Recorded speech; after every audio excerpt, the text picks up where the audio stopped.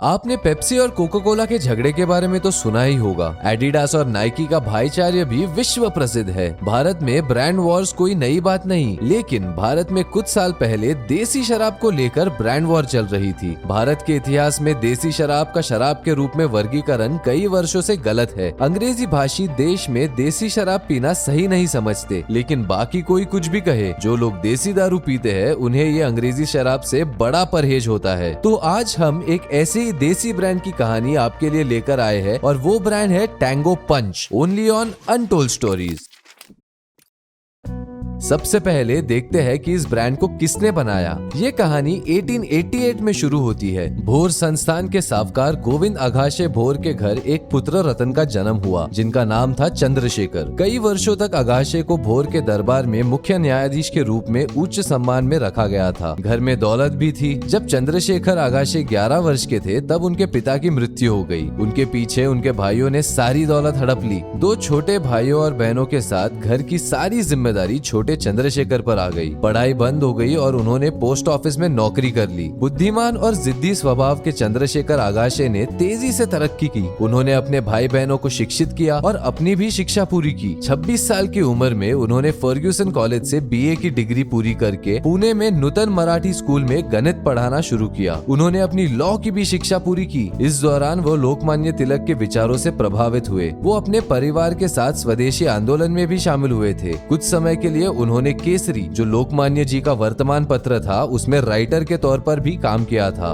बाद में उन्हें भोर संस्थान बुलाया गया और उन्हें मुख्य न्यायाधीश का सम्मान दिया गया, जो उनके पिता के समान था। बाद में वो उस संस्थान के मित्र मंडल के प्रमुख बने। इस दौरान चंद्रशेखर अघाशे ने भोर में कई विकास कार्य किए। इन भाइयों ने अपनी पुरानी संपत्ति भी वापस पा ली, जिसे उनके रिश्तेदारों ने हड़प ली थी। 1933 में मुंबई के ब्रिटिश गवर्नर ने मॉरिशस में चीनी पर कर बढ़ाकर भारत में गन्ने की खेती को प्रोत्साहित करने की योजना सहित कुछ नीतिगत बदलाव लाए। इसका फायदा उठाते हुए अघाशे ने 21 सितंबर 1934 को Brihan Maharashtra sugar syndicate limited की स्थापना की। 1935 और 1937 के बीच अघाशे ने डेक्कन स्टेट्स एजेंसी के तहत कई राज्यों का दौरा किया। उन्होंने विभिन्न ग्राम पंचायतों में ये सिंडिकेट फैलाया और सिंडिकेट को एक पब्लिक लिमिटेड कंपनी बनाने के बाद अघाशे को जनसंपर्क के लिए केसरी अखबार द्वारा सहायता प्रदान की गई, जबकि नवगठित बैंक ऑफ महाराष्ट्र ने वित्तीय सहायता प्रदान की। अघाशे ने मराठा चेंबर ऑफ कॉमर्स की स्थापना में भी प्रमुख भूमिका निभाई थी। इन शेयर्स को बेचकर काम करने और पूंजी जुटाने के उनके तरीके को अघाशे पैटर्न के नाम से जाना जाने लगा। ऐसे ही चंद्रशेखर अघाशे ने 1939 में भोर गांव में अपनी पहली शुगर फैक्ट्री स्थापित की। बेचने वाली शुगर श्री के नाम से बेची जाती थी, इसलिए गांव का नाम बदलकर श्रीपुर कर दिया गया। बृहन महाराष्ट्र सिंडिकेट ने न केवल शुगर बल्कि शराब के अन्य उप उत्पादों के निर्माण में भी उद्यम किया। चंद्रशेखर अघाशे की मृत्यु के बाद उनके पुत्र पंडितराव अघाशे और ज्ञानेश्वर अघाशे ने व्यवसाय को आगे बढ़ाया। बृहन महाराष्ट्र शुगर सिंडिकेट कई ब्रांडेड विस्की बनाती है, जैसे barrister whisky, Brihans fine whisky, Brihans number 1 whisky, Napoleon whisky और ऑफिसर लेवल विस्की। इतना ही नहीं, 2005 में अघाशे ने ऑस्ट्रेलियन वाइन कंपनी के साथ मिलकर IMFL यानी कि इंडियन मेड फॉरेन लिकर की भी शुरुआत की थी। इन सब के बावजूद अघाशे का सबसे मशहूर ब्रांड टैंगो पंच है। टैंगो पंच वर्टिकल महाराष्ट्र की जीवनदायिनी है, जो उचित मूल्य पर स्वर्गीय आनंद प्रदान करता है। नारंगी और टैंगो पंच के बिना देसी शराब की पहचान हो ही नहीं सकती। सबसे महत्वपूर्ण बात यह है कि टैंगो पंच सबसे ज्यादा कॉपी किया जाने वाला ब्रांड नाम है। टैंगो के नाम से कई लोग डुप्लीकेट शराब भी बेचते हैं। इन सब के लिए बृहन महाराष्ट्र शुगर सिंडिकेट ने 2001 में ब्रांड टैंगो चार्ली को पंजीकृत किया।